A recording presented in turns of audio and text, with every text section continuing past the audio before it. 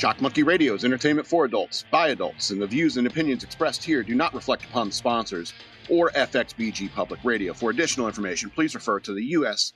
Bill of Rights. Stand warned. I love nuts. No homo. You know, pecans, peanuts, walnuts, almonds. I really like almonds. But not cashews. And that's why. Because what you're looking at there is a cashew apple. And at the bottom there, you see is the cashew itself. Obviously, by the time you eat them, not me, they're dried out and they're browner, obviously. But those are not nuts. Nuts come in shells, like walnuts, almonds, pecans, so forth. These things are tree testicles. They're fruit testicles. Tree nuts, fruit nuts. Let's call them fruit nuts. They're fruit nuts. And they're disgusting. Why would you put those in your mouth? Look at those things. Why would you put that in your mouth? Pretty amazing world we live on, right? There's stuff like that grows, and the whole reason that it grows is so that it can reproduce. And it puts a big fruit around a nut, a seed, basically, so that it can, so that other animals that are more mobile than a tree can take them away. So the tree is just, it's all for the symbiotic. See, that's the whole point. It's like all life is symbiotic in some way. Gotta understand. Welcome to Shock Monkey Radio. I am your host, the Madman. I want to remind you that I have a Patreon. Go to patreon.com/shockmonkeyradio. Become a patron today. I would appreciate that very much. Also, I have a Cash App. Use the hashtag shockmonkeyradio, all one word. You can also follow me on social media over here at DNALETSAW on Twitter and at SLRobbins13 on the Instagram. And if you could be watching on Twitter now, and I know where at DNALET, the Nalitsaw is. I'm watching it on Twitter right now. Or maybe you're watching on Facebook, or maybe you're watching on YouTube. Thanks for watching. Sure to like, share, and subscribe. Tell all your friends about tree nuts, fruit nuts, grape nuts, fruit nuts. Let's do fruit nuts. All right. Hopefully the audio is better. I know that last week there were some audio problems, and I think maybe it's because I pissed off EK, because he's one of those guys that has this satchel like around his chest and stuff like that with all his stuff, and I'm just like, man, why are you carrying a purse? You know, and I think he got mad at that, and so that the audio was crap, and so I was in the casino I play, the Four Kings Casino, and when I logged on, there's like two people came and asked me, "Hey man, what was wrong with the audio last week?" And I had to tell them, I was making fun of my EK's purse. He got mad at me. I'm kidding, obviously. EK, when I was leaving after the show, he's like, "You're not gonna like the audio, but I just want you to say next week we'll use the microphone." All right, good. The audio sounds way better. I cannot monitor the chat, so sorry. So he told me like the audio's not gonna be great. I'm real sorry about that. I'm like, I can work around it. I just got the new computer anyway, and so if we have a crappy week, we have a crappy week. Sorry. There's tons of other entertainment on this channel. Have at it. Fill your boots. All right. Yeah. So, anyway, EK's not at the desk right now. So, let's move on to this topic I want to talk about. Maybe EK will be back. Skip around to the horses thing. People want to talk about horses. Want me to talk about horses. I want to talk about something Matt Walsh was talking about early last week. I wanted to talk about it last week, but I skipped over it. I had too much going for the notes last week. But Matt Walsh talked about like hormonal birth control pills and how there's research. I'm not going to, go find it. Matt Walsh talks about the references and so forth and the research he was reading. You can find that on your own. If you want to find information, you know how to go look for it, right? Do I have to literally hand it to you? Anyway. But he was talking about hormonal birth control pills and how like they came out like I guess 1960, 57, 1960, I think. And they what they do is they trick a female's body into thinking that she's pregnant, and so that she won't conceive. You know. And I don't know if you know this about women, but they have to have their natural cycle. I'm sorry. I think that God made us for a reason and gave us these hormones for a reason.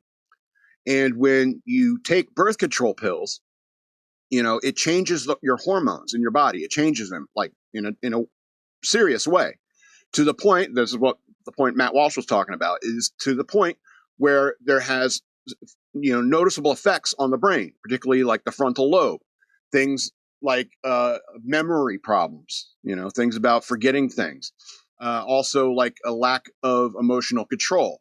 All right, so you have a woman and she's like flipping out, and I think all of us guys have been there. It's like you're kind of out of control right now, and that just makes them more flip out, and and so maybe this has just been the fact of life with women, for a great majority of women in this country since the 1960s. Since 1960, birth of feminism has made women are getting forgetful and highly emotional.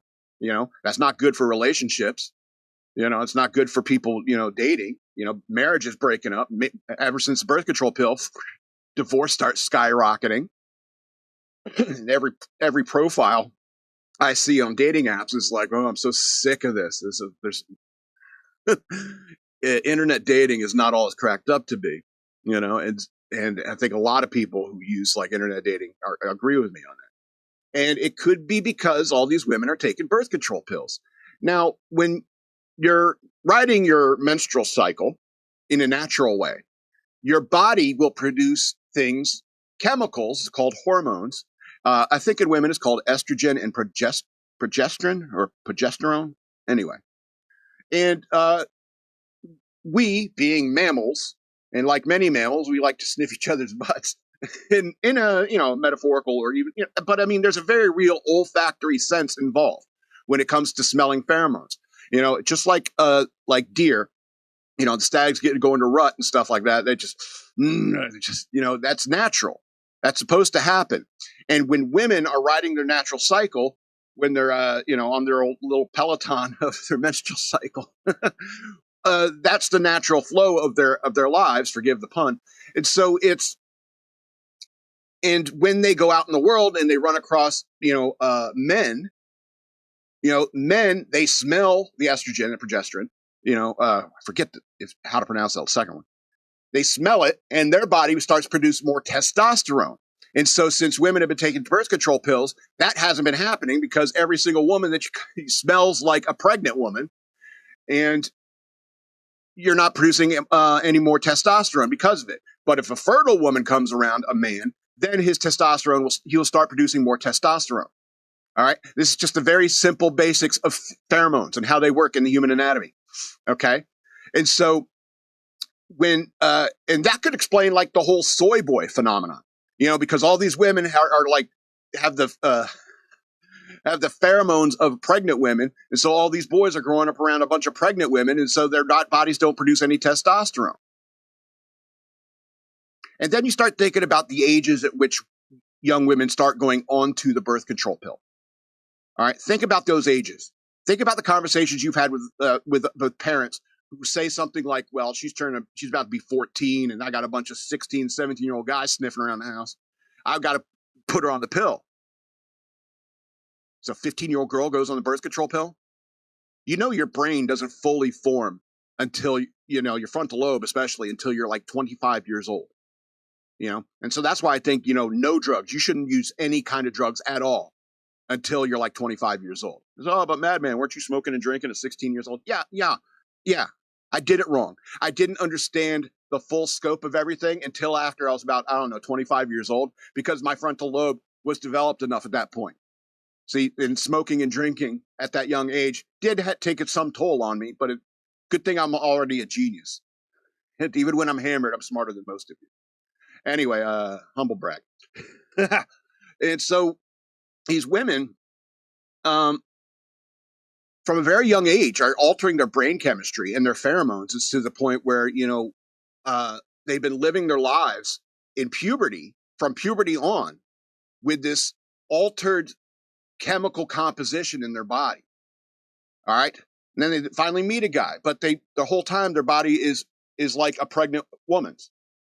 And they meet a guy and they're like, oh, I like you. I want to get married. They get married and they're like, okay, let's start having kids. She goes off the birth control pills. Her body chemistry changes. She goes back to her cycle. All of a sudden, she can't stand the way her husband smells. All right. She realizes she hates him because pregnant women are not searching for a proper mate. They're searching for protection. A woman whose body chemistry is in the pregnant state, is seeking brotherly, is seeking fatherly, is seeking protection, because that's the instinct, natural instinct of their body when they're in that state. But you're not actually pregnant. And you can't live like 10, 15, 20 years like that. And then finally say, after you got your career done and everything, you're like, I finally want to have kids. And you come off it and you're like, oh my God, I'm attracted to a completely different type of man than I'm married. All right. So living this way, living like that is a very bad way to live, ladies. It really is. And it could have I think it could have very big consequences in terms of what has happened to America since the introduction of the birth control pill. Do you vote differently? Are your priorities out of whack because your body chemistry is all messed up and it's not natural? Listen, I know Aunt Flo's is a bitch, but you gotta do it naturally. God designed us for a reason, designed us this way for a reason. And like all life is symbiotic, in some way. In particular, within the species, both sexes within the species are symbiotic. They work together because they are part of the same species. Women need men, men need women, all natural. This is a long way of me saying, stop getting fake tits.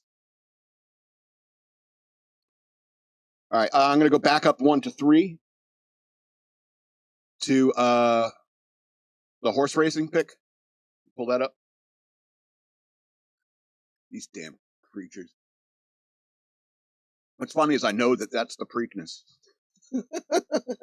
You got to watch all the enemies, It's like if you're at war with a country, you need to send spies to that country, and so I'll put on horse racing just to keep track of the big players, I remember I had this friend who liked betting on horses. He'd go to the races and he'd look through all the stats of the horses and stuff like that. And it's like, I can't imagine thinking about horses that much.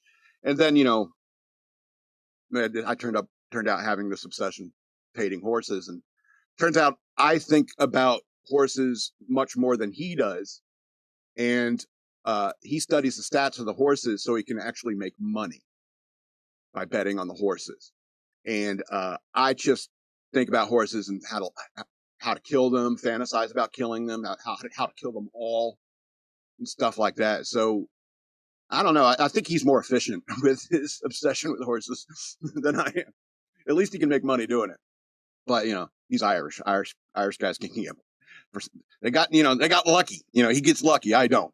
I'm too Scottish and English. But do you know that he told me that some horses are finishers? And I was like, what do you mean by that? And it's like in the second half, I don't know how long, it's like a furlong or something, the horses race. The second half, the horses know that the race is coming to an end, that they know it's almost over, and they'll kick in like that extra gear, and just really start pouring on the speed. And I'm just like, do you not find that concerning? That the horse understands, probably through repetition of doing these races over and over again. The horse not only remembers how this is going, it can also predict into the future when it's going to end. That's a dangerous level of intelligence for such a wicked, powerful beast. Look at these monsters.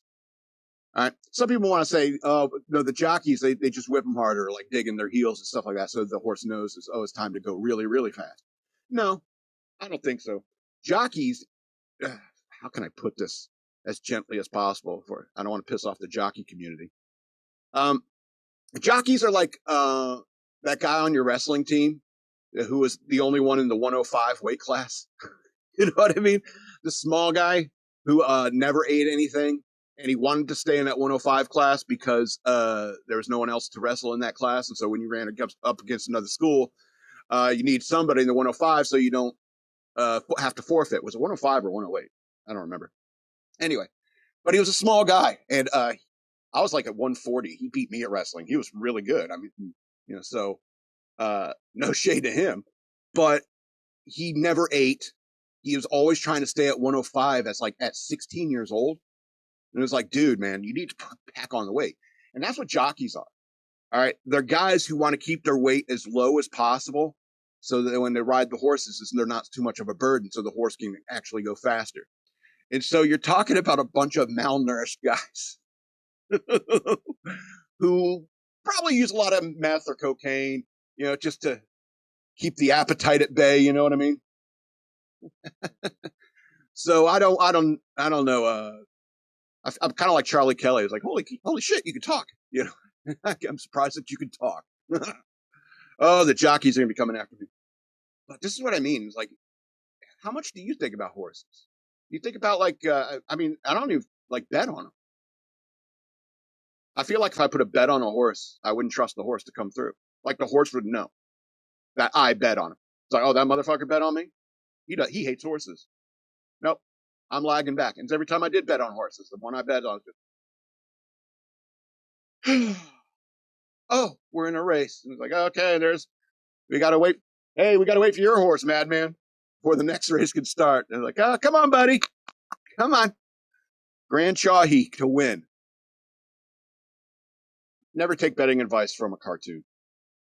All right. Let's go to this next. Oh, my. Really moving through. We'll skim through the news if we need to. These topics are important. Fruit nuts. The skill crisis. I was thinking that, G-Dog, Gavin McInnes, he'll talk about the competence crisis. And I think he talked about the skill crisis too. But it's like, because of DEI and stuff like that, people getting promoted for no reason, people getting hired for no real reason. They're not skilled. And every time you go to, a friggin' McDonald's, a Starbucks, there's some idiot working there, and it just gets so frustrated with the service. And it's on everything. It's everywhere. People are incompetent, and they're doing these jobs incompetently, and it's frustrating for anybody who is competent. But now we got this other problem creeping in, and that's the skill crisis. All right. Now imagine kids growing up in this era and how easy it is for a parent just to hand them a tablet or hand them a phone and entertain yourself. Don't get me wrong. I can't imagine what it's like being a kid in this era with that kind of entertainment and knowledge and information at your fingertips everywhere. Growing up, in the 80s, basically for me, I didn't have that stuff. On a rainy day, I'd read books. I'd play with my G.I. Joes and build an imagination. I developed my imagination through reading books and playing G.I. Joes. And on a sunny day, I'd go out and I'd play wiffle ball. Oop, burp. I'd play wiffle ball. Or we'd get a tennis ball and a bat and play baseball.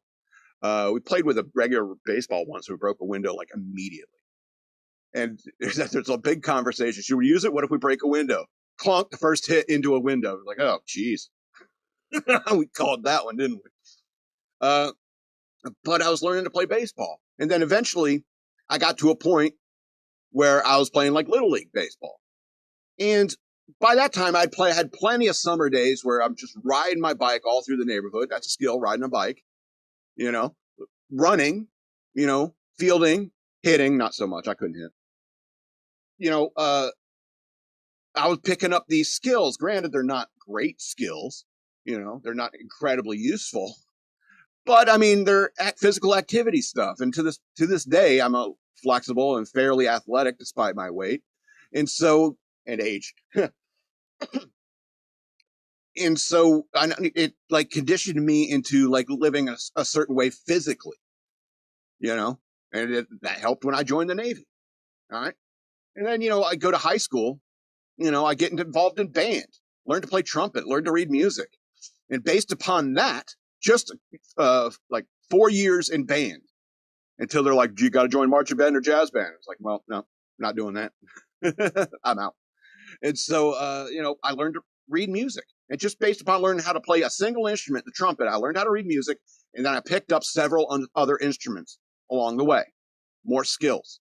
All right. In high school, guitar, a little bit of piano, ukulele, and drums, my favorite. Because I don't want to work. I just want to bang on this drum all day. So I picked up all those skills in high school. Not to mention I took classes like journalism in high school, learned how to do newspaper layouts, learned how to try to write objectively, which is a nightmare. That's why I was like, no, I don't want to get involved with the school paper. Writing objectively, the true noble purpose of journalism, is kind of a nightmare. It's really hard to do. And that's why when you see journalists being impartial or very partial, you're just like, oh, they're just lazy. Because being like impartiality and objectivity in journalism is incredibly hard and requires constant editing and revision. Constant editing and revision. And in the internet age, that's very hard to do with how much is out there. Anyway. But I learned those kind of skills. I also did creative writing. I learned how to write poetry. I learned all these writing drills, like how to brainstorm, how to like organize, how to like outline a writing project. Learned all that. And I joined bands. And I played in like garage bands. And I wrote lyrics because like, hey man, aren't you in creative writing? And like, yeah, why don't you write the lyrics? And I write the lyrics. And guys, well, this is way better than anything I'd write because I had a skill. And I learned it and I developed it and I used it. And I can still use it today. That's what's great about skills. All right. And then I joined the Navy. All right. And in the Navy, they taught me all sorts of skills about computers and stuff like that and how to use networks and fiber optics. It's all out of date now, but obsolete, information now. But I mean, they taught me some skills. And even though I didn't build on it, past, like 2008, maybe, I still use it today. My computer dies. I can still open it up and take a look and see, what's going on the inside. These are skills I learned. And unfortunately, kids are growing up today with tablets in their hands all the time. They're not really learning any skills. Speaking of Matt Walsh again, he did a video of him like teaching like bass fishing 101, and I love it. It was really good. And he was talking about how that is a skill, and then like if everything hits the fan and you give me a lake and enough fishing tackle, I can bring you in a fish. That's a skill. And the whole idea of learning skills is like so that it increases your character or makes your character better. And so now you got these kids coming out of high school who've been like every second that they're not forced to do something they don't want to do, they're on a screen, they're on a device. They're not learning any skills. On a rainy day, they're on their phone. Sunny day, they're on their phone, playing Pokemon Go or whatever like that. And I use the phone. I play with screens and stuff like that, but I also have skills. Like I can't like not sit without a keyboard in front of me. I can be sitting here watching stuff on my screen, and then all of a sudden I hit space bar, pause, and then write 6 paragraphs. Because it's like an impulse. Can't help it. Anyway, and so you got these kids coming out of high school. They have no real skills. They don't know how to do anything. And I've heard like employers say like they'll bring their mom to a job interview and shit. And I'm just like, like not only like you have no skills, you have no confidence. You have no what's that like the shit? What do we call in the Navy? Attention to detail. You got to tell them something like 5 or 6 times because they can't pay attention because no one ever forces them to pay attention in school. Or worse, here's the real issue. Nobody in school ever got them interested in educating themselves. Now, here's the thing. When it comes to me, I would go to school and I'd have a lot of questions. I'd read the books, I'd read the assignments, and I'd raise my hand and ask questions. And whether it was English or history, I had a bunch of questions. And one day my history teacher came to me and said, hey, you have some interesting questions about, the Vietnam War. Did your dad serve? And he's like, I was like, yeah. And he's like, he knew a lot. I talked to my dad about a lot about it. And then my my teacher would say, well, if you're more interested in this topic, here's some references for you. And this is a big deal in the 90s. So like, here's some books you may want to read and so forth. And I would take these kinds of things. I had lots of conversations with teachers like this. I don't know if teachers are still doing it these days. If they find somebody who is actually interested in educating themselves in terms of like doing like the reading on their own. And it's not even for extra credit. It's just a hunger for knowledge. A teacher would come and say, here's some references for you. Go check this out at the library. There's this book over there in the library I really like. It's called such and such. You should really check it out. Do teachers even do that anymore? Or is it the fact that there's no students like that anymore? So I don't know what the answer is. You know, I have all these skills. You know, I can run, I can slide, I can catch a baseball. I can't hit. I can't hit at all. You know, as I was telling somebody last night that I got into an argument. Like my dad was when I was a kid, I have all these pictures of me with the Yankees hat on, and it wasn't until like 2004, 2005 that I won an argument with my dad about the designated hitter rule and why the National League is better than the American League. And I may have won the argument, but my dad kind of got this last dig on me because he's like, okay, you have a point about the DH, and National League is actually really baseball. American League is JV. I agree. I just find it interesting. This is what my dad said. I just find it interesting that,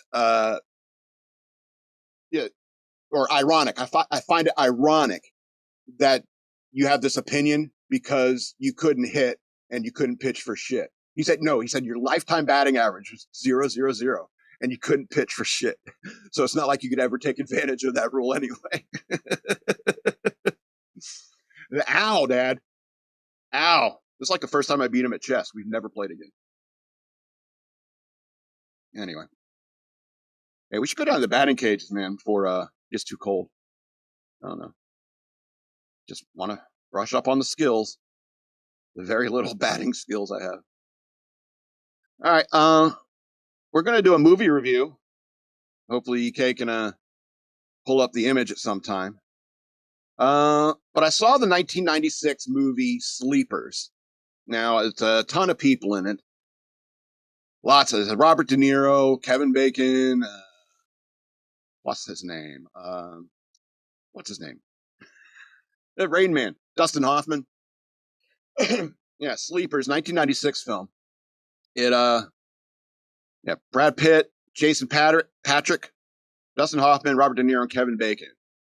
Le nouveau film de l'essor de Rain Man. Is that the from the director of Rain Man? But it's a really good movie. You pull up that picture, man. Sleepers? Yeah. We're on a movie review. Oh no. Yeah. It's almost as good as The Count of Monte Cristo, which is referenced several times in this movie. If you're going to watch this, strap in. It's heavy. All right. It deals with some pretty rough stuff. Okay. But what I really like is it has this like first part, which is all stuff that happened when they were kids, with like like between like 10 and 15. And then there's the second part, which is them as adults. And I think that's kind of the sleeper element. They say in the movie that sleepers are people who are in the juvenile correction system, who faced abuse or something like that, are called sleepers. And I don't know. It seems like I think it's called sleepers because you sat on, your vengeance, your bloody satisfaction, for a very long time. And that's sleeping on something. All right. So the story is about a bunch of kids in, like Hell's Kitchen, New York, and,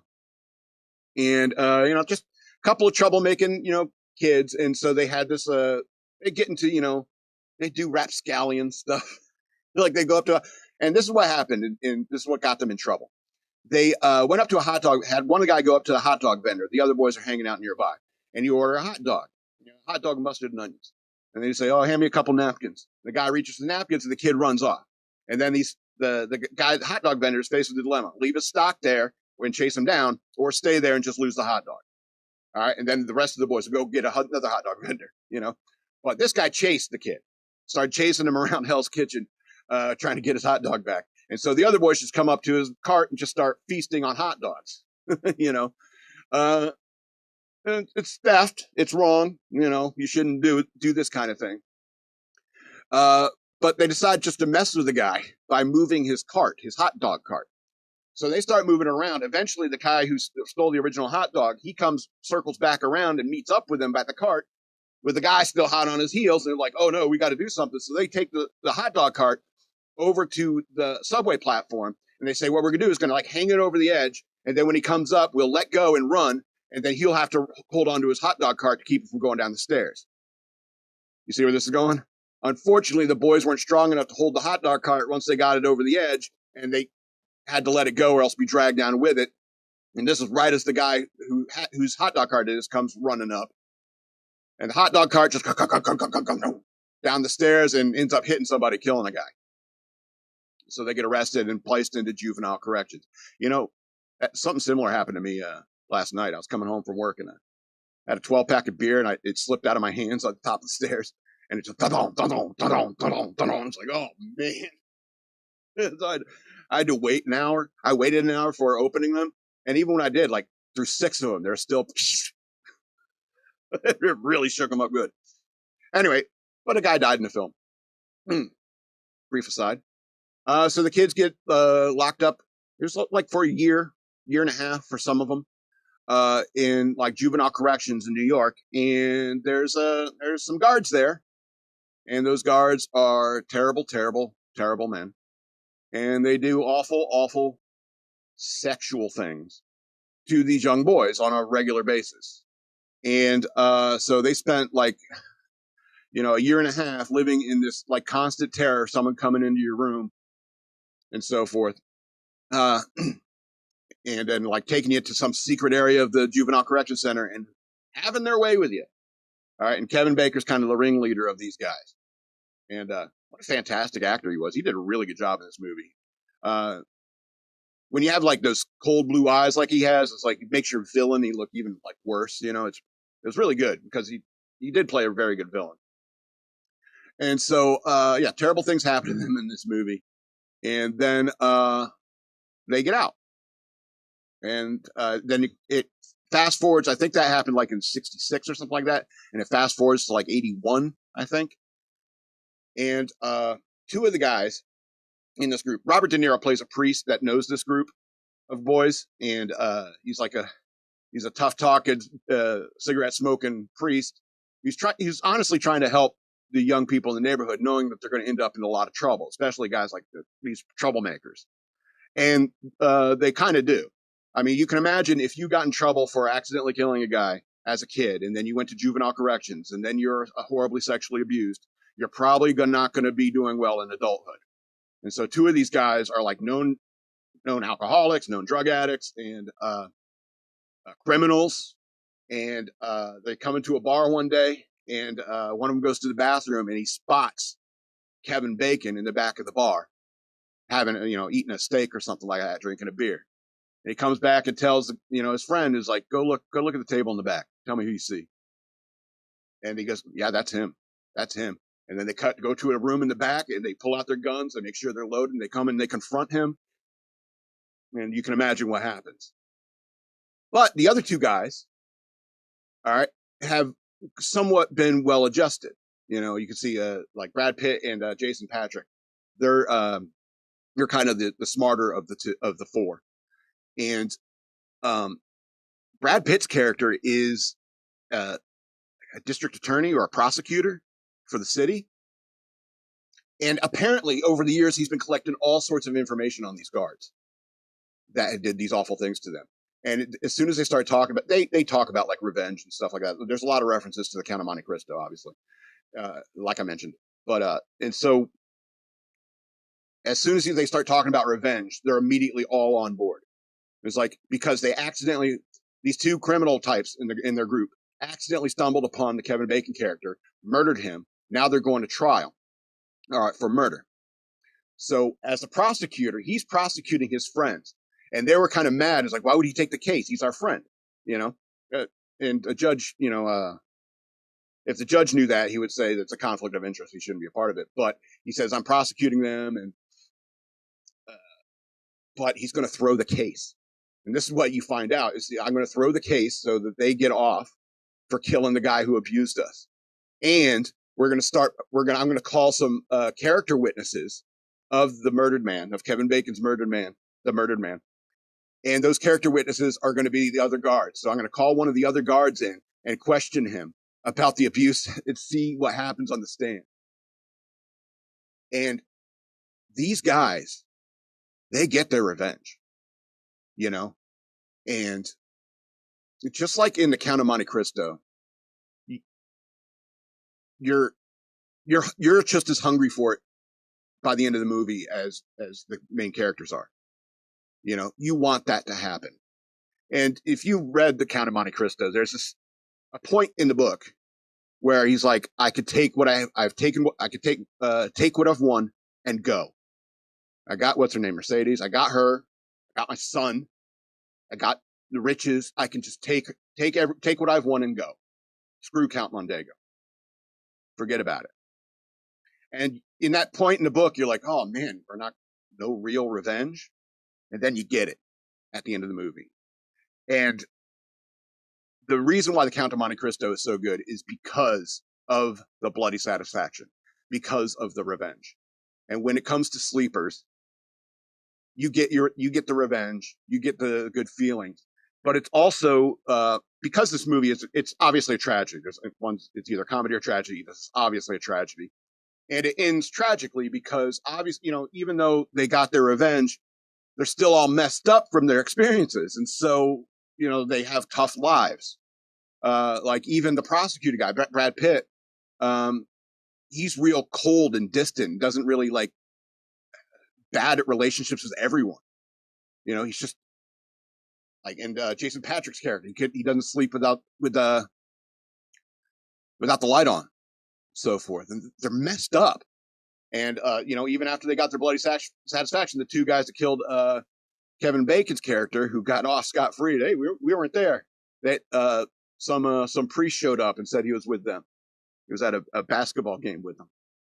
Gave him an alibi. Ah, shit, I probably shouldn't have said that. I'm ruining the whole movie for you. Sorry.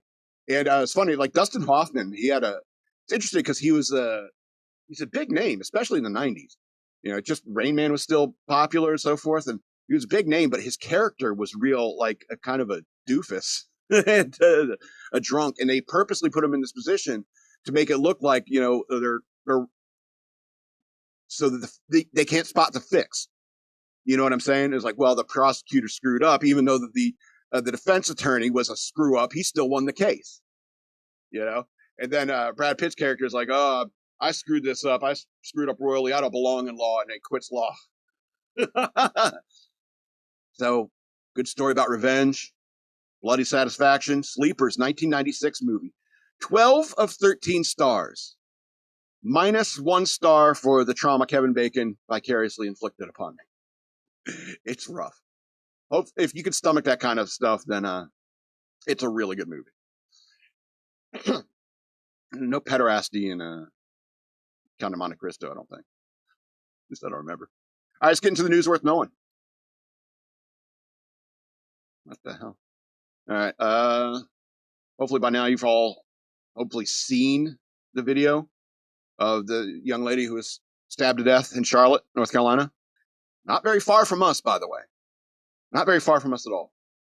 So Trump calls for the death penalty for suspected Charlotte light rail stabbing. Trump says the trial of DeCarlos Brown Jr. should be quick. President Donald Trump called for DeCarlos Brown Jr. to face the death penalty for the alleged murder of Irina forgive me, young lady, Zarutska. Rest in peace. On Wednesday, Trump made a statement on social media saying the trial for the suspect DeCarlos Brown Jr. should be quick. The animal who so violently killed the beautiful young lady from Ukraine. I shouldn't do this. Sorry. The animal who so violently killed the beautiful young lady from Ukraine, who came to America searching for peace and safety, should be given a quick, there is no doubt, trial and only rewarded the death penalty.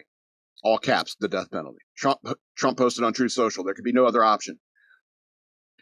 I'm surprised he's still alive. Anyway, Zarutska's slaying has brought about some heavy criticism of Democrats who critics accuse of adopting soft on crime laws that allow violent criminals to roam the streets. Trump argued Monday that the victims' blood is on the hands of the Democrats who refuse to put bad people in jail. This is all true.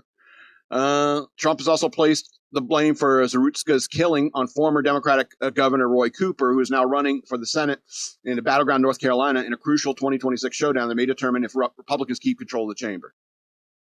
The Charlotte killing came amid Trump's focus this summer on spotlighting horrific crimes in Democrat-controlled cities and moves federal law enforcement into urban areas. Brown, who is black, you know, when you write a story like this, Anders Hagstrom, you need to consider what it is you're saying. Instead of black, go ahead and use African American, because that's less confusing. Brown, who is black, is confusing. Brown, who is African American, would make more sense. Was arrested soon after the stabbing and charged with first-degree murder. On Tuesday, the Department of Justice charged Brown with one count of committing an act causing death on a mass transportation system. Records obtained by Fox News Digital showed that Brown had a history of arrests going back more than a decade, including convictions for felony larceny, felony breaking and entering in 2013, 2015, conviction for robbery with a dangerous weapon, and sent him to prison for more than 6 years. 6 years! And was released in 2020, but remained on parole until 2021, and subsequent charges against him included communicating threats and misuse of the 911 system earlier this year. On Monday, Trump noted that other killings across the U.S., saying that actions like this administration's push to end cashless bail must be taken. This cashless bail started a wave in our country where the killer kills somebody and is out on the streets by the afternoon, and in many cases going out and killing again. Cashless bail, Trump said. Yes, this is all true. I don't know why people are getting soft on crime. As far as I'm concerned, when you have video like that, if you've seen the video, you really should.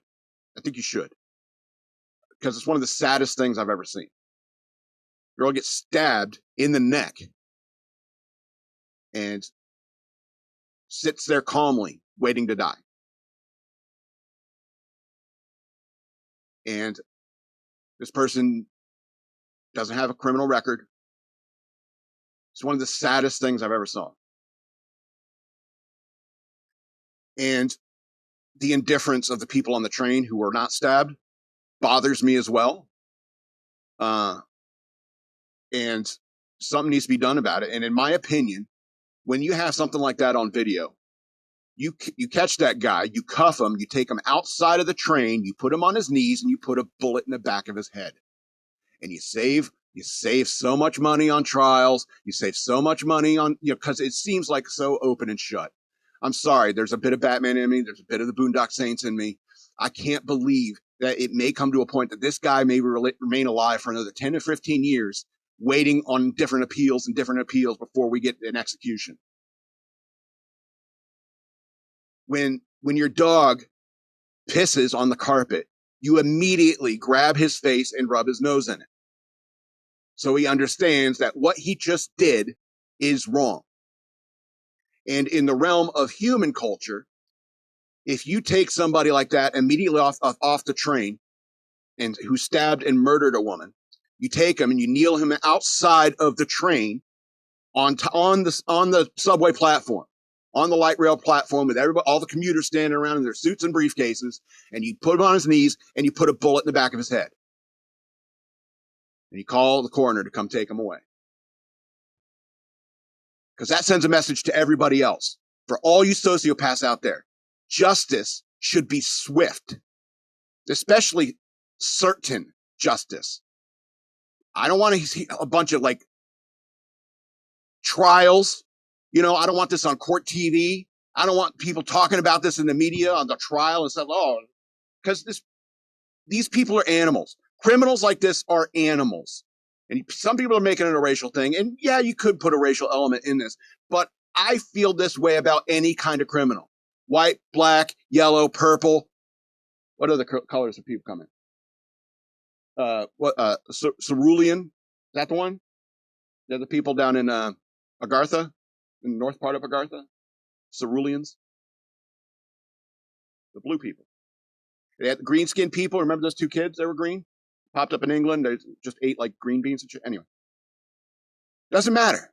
If you're a criminal, I want to put you on your knees and on the platform and put a bullet in the back of your head. If you just walk up to a random rando, stab him in the neck and walk away.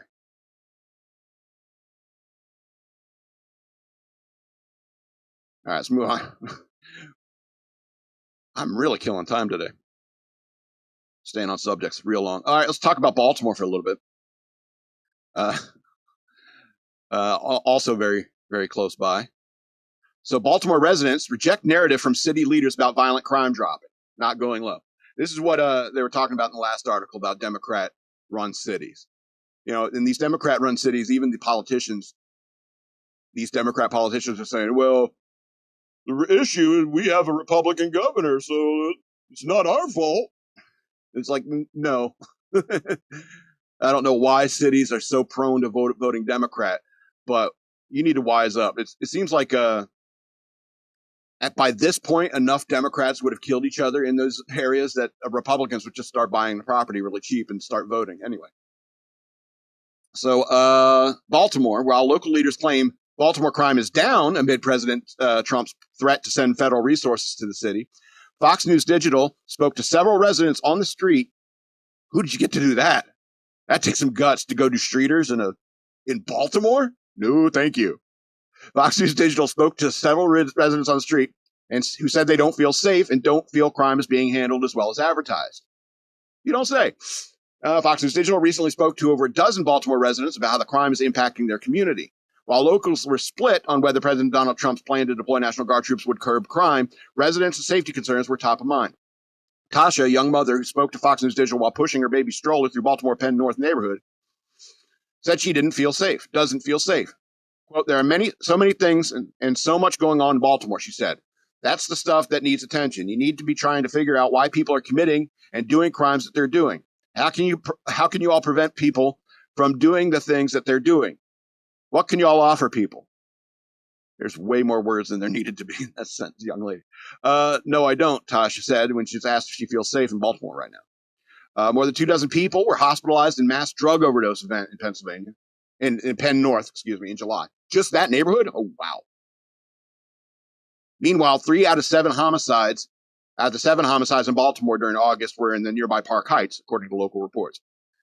Between people selling and using drugs on the corner, as one police car was parked just down the street, Tasha said that in Penn North, everything is back out here running like it didn't even happen a month ago. Baltimore Mayor Brandon Scott and Governor Wes Moore, both Democrats, have stood united against Trump's threat to deploy National Guard in Baltimore amid the president's nationwide crime crackdown, which started in Washington, D.C. and has been since been floated over to other cities, including Chicago. Scott and Moore argued that Baltimore is experiencing the lowest homicide rate in 50 years and touted historic reductions in violent crime, pointing at 91 homicides and 218 non-fatal shootings in 2025, which Scott said are 29.5% and 21% drops. Yeah, I wonder what you did to the stats. You know, how many murders, or did you have to change to like accidental death or manslaughter? In order to change the stats. Because don't think we don't know you're doing that. Don't think we don't notice that you're doing that. Okay? Because there's plenty of people who look at like people who are incarcerated in prisons, look at the list of names and stuff like that. And you see like all these Hispanic names like Juan Carlos Gutierrez, and he's marked as white. Okay? You look at his picture, and he's obviously Hispanic. All right? Don't think we don't know that you're manipulating the stats. You think you're so fucking smart, you Democrats. All right, let's talk about NATO for a second. 10 minutes for a second. I'm not even going to pull up the article. Yeah, NATO warns Russia after Poland shoots down a huge number of drones over Poland. That's kind of big news. I wish I can go further into it because that means Russia is obviously expansionist. They're not going to give up on Ukraine, and they're probably not going to give up on Eastern Europe.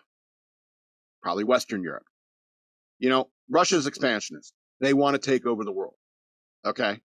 And there's some people who say, after Berlin, we should have just kept going and marching on Stalingrad. Maybe we should have. All right.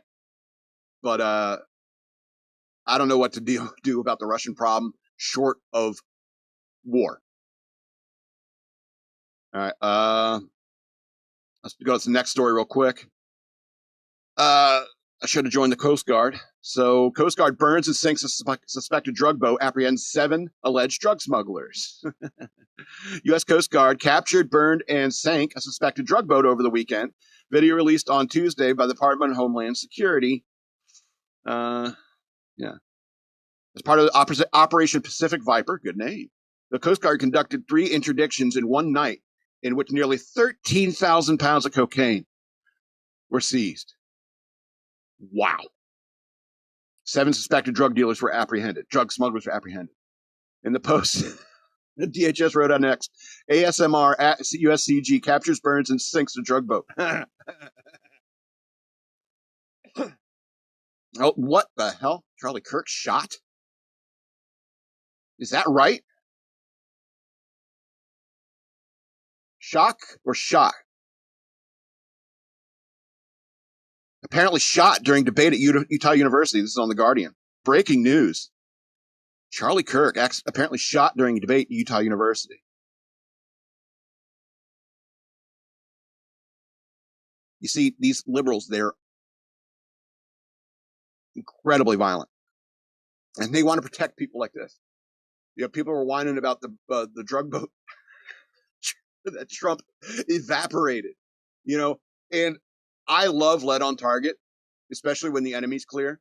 Just like putting that killer on his knees on the subway platform and just putting a bullet in his brain. I like lead on target, especially when the enemy is justified and right in front of you. So, you people who complain, they need a due process. It's like, no, drug smugglers coming from another country are not entitled to the U.S. legal system's due process. Sorry. I don't know if you understand what war is. Okay. All right. Wow. 7 minutes. So let's do these happier stories, clear the palate, and then get out of here. What do you say? I'll have to keep following that Charlie Kirk situation. We'll probably talk about it next week. All right. So, Royal Caribbean passenger accused of jumping overboard to dodge his vacation gambling debt. What? Follow me for more life hacks. Man accused of owing a cruise line nearly $17,000 in gambling debt allegedly jumped off the ship to avoid paying. Jay, you are lucky you did not die, sir. Jay Gonzalez Diaz was booked under the passenger name of Jeremy Diaz, was detained by Customs and Border Protection officers around 9:45 a.m. on Sunday near the port of San Juan after he allegedly jumped off Royal Caribbean's Rhapsody of the Seas during disembarkation, according to the criminal complaint. So I guess they were docked. Well, he wasn't far from shore. But security footage shows Gonzalez Diaz being brought ashore by 2 passing jet skis. CBP officers said they found $14,600 in U.S. currency, 1 backpack, 1 handbag, 2 mobile devices, and 5 identification documents in Gonzalez Diaz's possession. When asked why he jumped off the ship, he allegedly told officers in Spanish that he did not want to report the currency in his possession because he thought it was going to be tax duties to bring in the currency. Okay. You're worried about that? Yeah, not Royal Caribbean saying cough it up. The cruise line told investigators that Gonzalez Diaz had a $16,710.24 debt that was almost exclusively associated to casino and gaming expenses. That's a lot of money to lose gambling.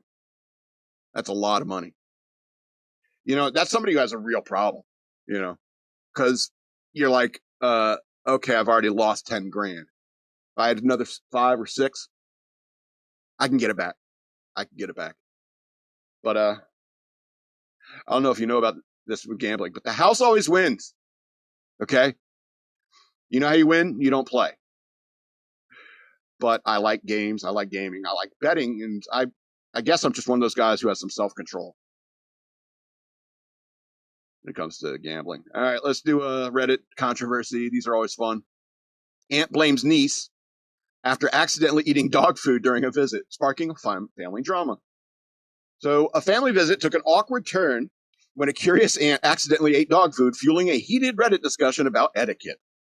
In a post on the popular Am I the A-hole community, a user wrote that she lives in a house with her medium-sized dog where she has a designated area for her pet's essentials. Quote, my kitchen is structured in a way that there's an area dedicated to my dog's things. Dog food storage bowls, and food toppers. Basically everything that has to do with his nutrition, 25-year-old woman wrote.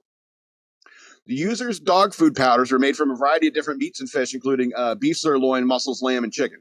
So they're, if you don't know this, it's like people have like dog food and they care enough about their dogs to say, that can't possibly taste good. So we're going to put this thing that has more flavor on it because I think about you too much as a dog. Dogs don't really need all that extra stuff. You don't put garnish on a doggy dish. You know what I'm saying? Anyway. On the label, it says what it is and what it is intended for, but there's no dog shown on the label. That would make it super obvious that at first glance that it is a dog item, she added. This is just how the brand labels products. Why are you making excuses? The drama began when the woman's 60-year-old aunt stopped by to set up her phone. I saw I needed something longish to be able to get into the compartment that would let me add a SIM card in, so I told her to wait and I went to look for one. The aunt, meanwhile, went down to the kitchen to grab a glass of water. Next thing the niece knew, the older woman was holding one of the dog food jars in her hand. I hear her asking what I use the powder for and that it tastes quite nice. The niece wrote, I immediately gasped and let her know that I use that for my dog. It's dog food, or topper for the dog food.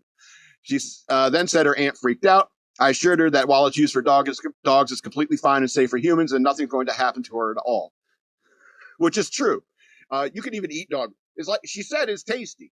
All right. I don't know if you know this, but like, there's a reason why dogs are a man's best friend is because we have a similar palate. We like the similar things. So it's like, oh, you're cooking meat. That's how dogs showed up. There were wolves that was like, hey man, what are you cooking? That smells really good. That's how it all began. You know, we have similar palates. Okay. So the woman concluded that now she has gone to my mom, my other aunts, and the cousins. Commenters on the Reddit thread were quick to call out the prying aunt, accuse her of being nosy. I want to read one comment. Aunt will be known forevermore as Snoopy. One user joked. Listen, women especially, they cannot handle being embarrassed. All right. I just wish that you could, a lot more people can handle being embarrassed when you do something stupid. Just, dope. And it's okay. You can eat dog food and be safe. I mean, it's been a joke. Like I'm watching a movie, is eating dog biscuits. I saw it once in Greatest American Hero where Bill Maxwell was eating dog treats. It's perfectly safe for humans to eat. Okay.